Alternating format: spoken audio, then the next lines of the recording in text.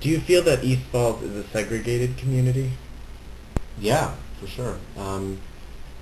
But not in the sense that you might think about, segregation. It's not like a racial segregation. It's more a segregation of, frankly, home ownership and those who are renters. And I think that makes a big difference in terms of how your little sub-neighborhood within East Falls looks.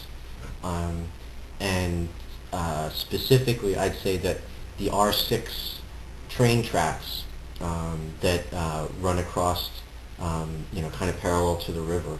The spots between the train tracks and the river are much more, kind of renter, and a lot of students from St. Joe's and from Philadelphia University that are just renting there, and then from the train tracks going further up the hill, it's almost all family-owned homes, and so it's segregated in the sense that there are different um, uh, people at different stages of their lives, and it's very stark, and I'm in that section that's from the train track to the river, and I'm a renter, Yeah. so that's a perfect example. That's it.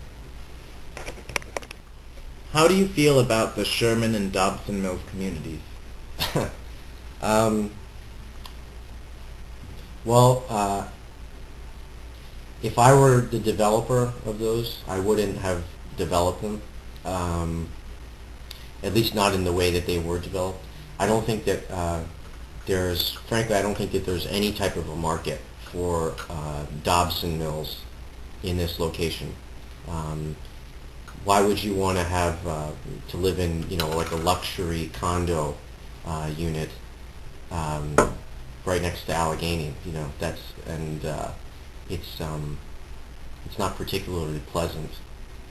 There are plenty of condos to be had down towards Center City, and you could, always go out to the suburbs to have a really nice spot for the same price that you'd be paying for that location, which really doesn't have the advantages that others do. Um, my problem with Sherman Mills, and Sherman, he's my landlord, so. But that being said, the problem that I see with Sherman Mills is that it's way overpriced, for what it is. For many of the same reasons that Dobson Mills is overpriced. It's kind of like a white elephant, um, and I'm in a sector of the real estate industry where you saw a lot of those projects that were thought up in 2005, 2006. It seemed like they maybe were even borderline ideas at that time in the boom years, and now it looks terrible. Um, I like the fact that there's like a little bit of a commercial um, center in boutiques and stuff like that at Sherman Mills, because I've gotten massages over there, and I bought art supplies from the art store there, and I like that, and I think people use those to a decent degree. But as far as asking someone to pay $1,300 for a one bedroom, you know, is kind of it's just a non-starter, I think. And I think it's that what I think about that is right, because driving by in the evenings, I drive by there and there are hardly any lights on in Dobson Mills. There are hardly any lights on in Sherman Mills, at least in the residential parts of Sherman Mills, which means that no one's living there. And those places have been up for some time now, so I would be surprised if those ended up being a success in the long run. What do you see in the future of East Falls? In the future of East Falls,